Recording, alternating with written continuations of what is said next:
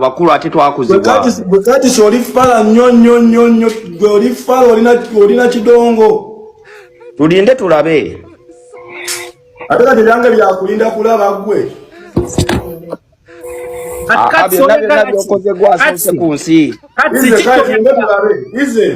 tulinde tulabe kati yasazeewo Champion Gudo mwana yaluma kati oli wane n'ekiruddu okule minister mu mugambe tene kuba etwala abalwadde ambulance zidiringa mu kubo Champion Gudo sagala mu kitawanya gwanga omukwasa minister minister abantu bajjawa interest. Where did you pick interest from for Champion Gudo? Tulida abana betaaga obuyambi basokerwako oteka Champion Gudo ntino mubali obi asokerwako ddala alien guno mukisa gwe buli obaba n'omukisa gwe ku nsi ozo mukisa gwe guvuddewa ku ssomero kuba mulabye kuba wamuteeka maaso ne bamulaba kali bayinja abantu kyoke bampeshi omanyi wali abayimbi bangi nnyo naye nga tebasobola kuba hiti z'olina ozabote bateeka mutebasula Chimanya ati bwekiti bobo okwana omukazi nga mukamusajja tosooka ate kuonona bbaawe engeri alien wali kyali wange nemuteeka ku ssimu musajja n'agamba ali anulule tajja kusobola so tubadde tuzza wano bakwesikoolayo public alenga ensi eraba bangambi bagenzeko ku poliisi tugende tujjeyo omwana agenda asome waliwo omwana omuwala gwe bayita Felicita the superstar yakuba omulanga eri bakama bange Dr. Sudiru Paleria ne family ye naganga nange bwe mwankwatirako n'ensoma n'omuto omulala gwe bayita Fresh Kid mbadde mbasaba muyambe ku mwana ono Champions Gudo akoleki asome nze nawe nali simumanyi omwana oyo simanyi oba asoma simanyi oba tasoma naye omulango ogwo ne guyita ku social media ku mutimbagano ne gwetoloola ne guntuukako naye ate tegwatuka kunzenze kagwatuka ne ku bakama bange organization ye bayita Paleria Foundation ne bakkiriza nti bajja kuweerera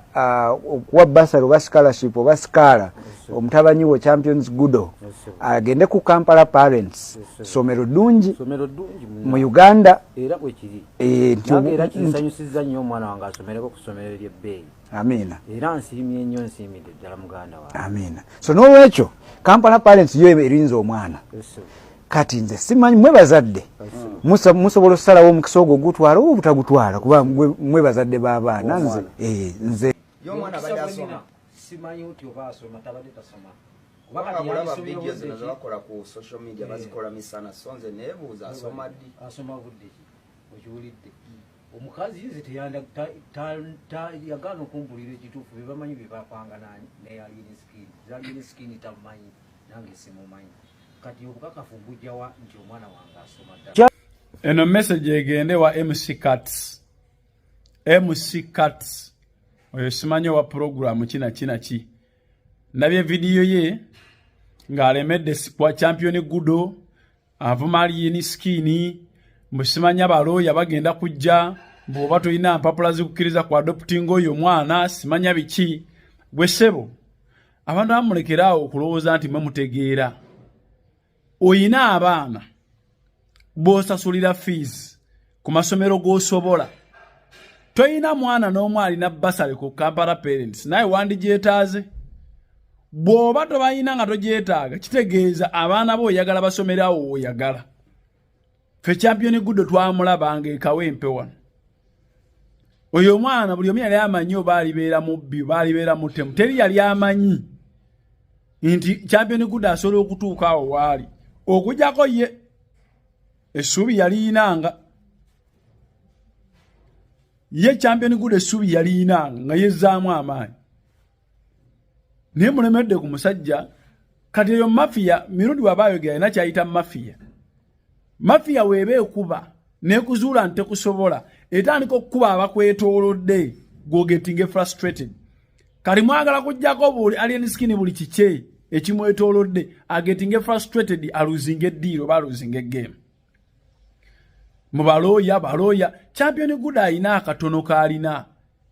alinawo wasomero basasula emeka oba emeka awo after all teriyo muntu yasomera mu masomero ga bbeeyi abeera w'amakulu kiri awo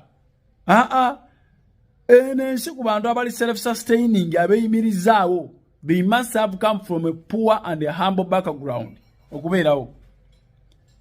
Okujjawo nga taatawo, kubanga gundi Felista bwe yamala okusoma wano ku Kampala Parents, bamuta. You mean education ends in P7? Ate muzayi wange Latifu Sebagala ye yamuyita. Naye n'amwongera basale. Kwaye gwe mulimo gwe. Pesomero alinga yakola ery'obwereere. Basale eno basale eri. Kyogamba Kampala Parents yewe yamuwa primary P7 yali akomye obulamu bwe bukoma mu P7. Oyina abasobola okukusaba ebbaluwa ya P7 wane e Uganda. N'ogitwala okabebwa busigaalo. Osobola ogitwala.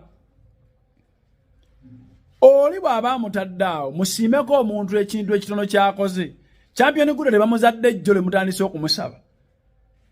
Ate alinako akatono mukwata kwabo abatayinaako yadde.